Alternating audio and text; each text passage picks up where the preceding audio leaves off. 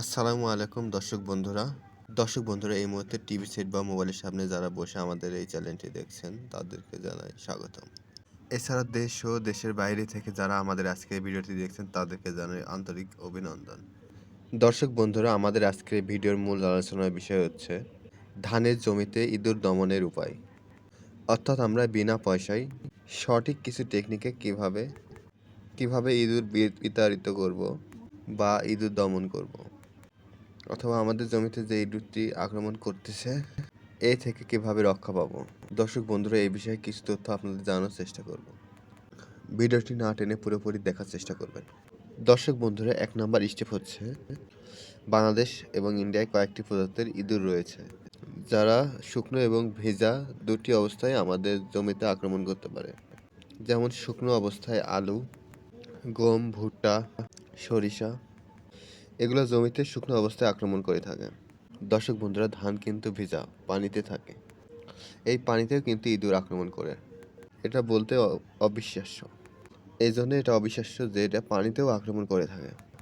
অনেকে বলতে পারেন যে ভাই, আমাদের জমিতে হাঁটু পরিমাণ পানি, তারপরেও কিন্তু ইঁদুর গিয়ে আক্রমণ করে বা একদম ধানগুলো কেটে নিঃশেষ করে দিচ্ছে, ঘরে তোলার মতো কোনো অবস্থা নেই। কোনো পদ্ধতি ব্যবহার করে ইঁদুর দমন করতে পারতেছেন না। মূলত তাদের জন্য আজকের এই ভিডিওটি। ইঁদুর দমনের জন্য প্রাকৃতিক কিছু নিয়ম বা ঘরোয়া কিছু নিয়ম রয়েছে। 1 নম্বর স্টেপ হচ্ছে, যে জমিতে আক্রমণ করবে দেখবেন আপনাদের জমির আশেপাশে মোটা জমিতে আইল রয়েছে। যে ধান ক্ষেতের জমিতে মোটা আইল থাকে সেই ধান ক্ষেতে মূলত ইঁদুরের আক্রমণ বেশি হয়ে থাকে। ছোট বাসত বাড়ি রয়েছে, জমিগুলোর আশেপাশে অনেক বাড়ি রয়েছে, যেমন এর আশেপাশে তাল গাছ এবং বড় বড় গাছপালা রয়েছে। সাধারণত এর আশেপাশে সেসব জমিগুলোতে বেশি ইঁদুর আক্রমণ করে থাকে। অথবা দেখবেন যে মাঠের মধ্যে আক্রমণ করতেছে, আশেপাশে খড়গোটা বা বাসত বাড়ি এরকম ঘন কিছু জায়গা থাকলে অথবা বন জাতীয় কোনো স্থান থাকলে এসব জায়গাতে ইঁদুর সাধারণত বসবাস করে বা এসব জায়গাতেই যে সকল জমি থাকে সে সকল জমিতে বেশি আক্রমণ করে। 1 নম্বর স্টেপ হচ্ছে, এই জমির আইল এবং আশেপাশে যে স্থান রয়েছে এগুলো সবসময় পরিষ্কার পরিচ্ছন্ন রাখতে হবে। এটা যদি আপনার পক্ষে সম্ভব হয়ে থাকে তাহলে করবেন, আর যদি সম্ভব না হয় তাহলে করার দরকার নেই। 2 নম্বর স্টেপ হচ্ছে, জমিতে বড় বড় ডালপালা পুঁতে রেখে দেব, যাতে করে রাতের বেলা পাখি এসে সেখানে বসে এবং পাখিগুলো তার শিকারগুলো ধরতে পারে। ইঁদুর কিন্তু কিছু কিছু পাখির শিকার এবং সাপের শিকার হয়ে থাকে। অবশ্যই এগুলোর জন্য আমাদের কিছু ব্যবস্থা করে দিতে হবে।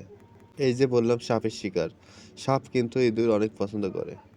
আমাদের অনেক পরিচিত যে দাঁড়া সাপ আমরা যেটাকে চিনি, এই সাপটি অনেক ইঁদুর খেয়ে থাকে। আমাদের বন্ধু একটি সাপ। এই সাপগুলো আমরা মারবো না, এই সাপগুলো আমাদের উপকারী ও বন্ধু সাপ। অবশ্যই সাপগুলোকে আমরা মারবো না, এবং যদি দেখি তাহলে আমরা চেষ্টা করবো সেগুলো তাড়িয়ে দেওয়ার। বন্ধুরা, অবশ্যই বিষধর সাপ দেখলে আমরা মারার চেষ্টা করব, কিন্তু দাঁড়ার সাপ মারার কোনো দরকার নেই, কারণ এটা বিষধর না। দাঁড়ার সাপ সাধারণত জমিতে ইঁদুর বেশি দমন করে থাকে। সাপ দেখে ইঁদুরও কিন্তু অনেক ভয় পায়।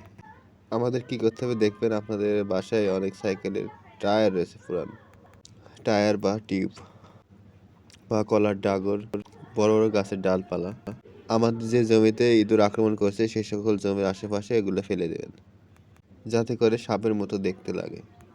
তাহলে ইঁদুর খুব সহজে ওই জমিতে আক্রমণ করতে ভয় পাবে, বা আক্রমণ করলে ভয়ে দূরে যাবে, কিন্তু সেই জমির আশপাশে আসতে চাইবে না। ইঁদুর মনে করবে এখানে সাপ রয়েছে। এটা হলো একটি ঘরোয়া পদ্ধতি। 3 নম্বর স্টেপ হলো বন্ধুরা, বাঁশের যে খাপ পাওয়া যায়, খাপ বা খাঁচা যেটা বলেন আপনারা, অর্থাৎ বাঁশে ফাট, এটা কিন্তু বানাইতে তেমন একটা খরচ হয় না। শুধু আমাদের জানতে হবে কিভাবে বানাতে হবে।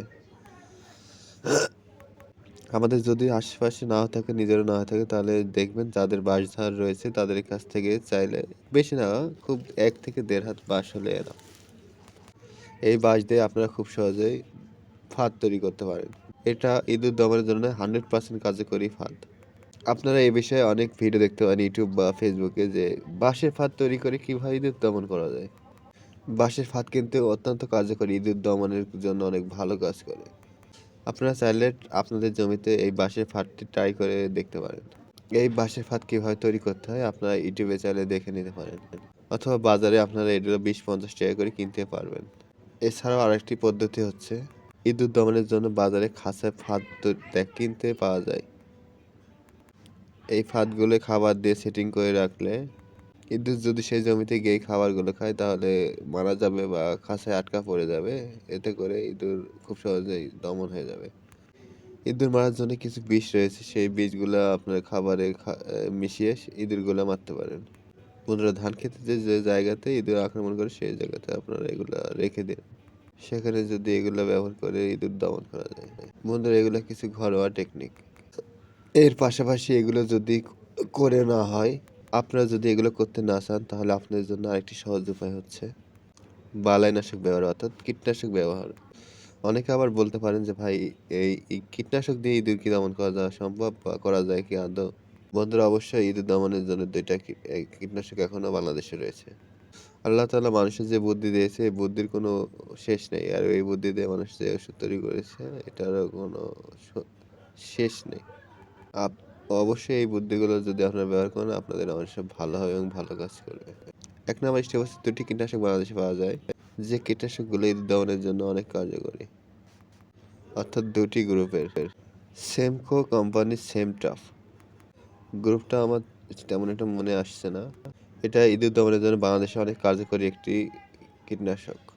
এটা শুধুমাত্র ইঁদুর দমন তা না, এটা ব্যাঙ, সাপ আরও কীটপতঙ্গ যেগুলো আছে এগুলো থেকে আপনাদের ধান ক্ষেতকে বা ধান গাছকে অনেক ভালো রাখবে, সুস্থ রাখবে। এই ওষুধটি অতিরিক্ত গন্ধর কারণে এর আশেপাশে এই সকল প্রাণীগুলো আসবে না। এছাড়া স্কয়ার কোম্পানি একটি কীটনাশক তৈরি করেছে, অ্যামিডাক্লোপিড প্লাস থ্রাম, ২টা গ্রুপ মিলে এটা তৈরি করেছে।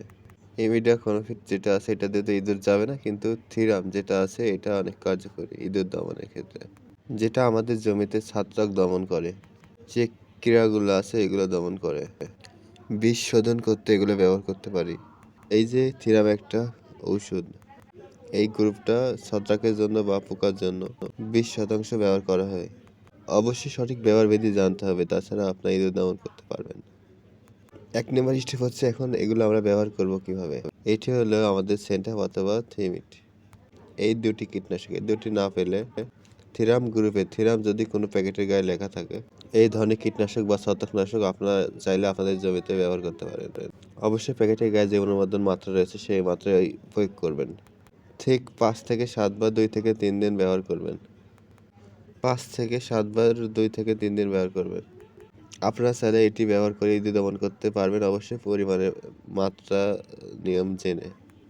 ৫ থেকে ৭ দিন পর ২ থেকে ৩ বার কন্টিনিউ ব্যবহার করবেন, অবশ্যই যদি আপনার জমিতে আক্রমণ হয়ে থাকে।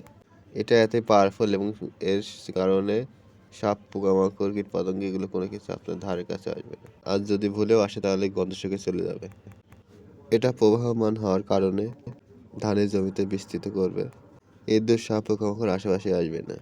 আর অবশ্যই বন্ধুরা, এটা যখন আপনার জমিতে স্প্রে করবেন তখন আপনারা আপনাদের সেফটি নিয়ে ব্যাপারে কাজ করবেন, কারণ এটি অনেক বিষক্রিয়া সম্পন্ন, যেটা আপনাদের শরীর স্পর্শ করলে বা শরীরের ভিতরে গেলে সেটা আপনাদের জন্য অনেক ক্ষতিকর হিসেবে কাজ করবে। অতএব সাবধানে কাজ করতে হবে।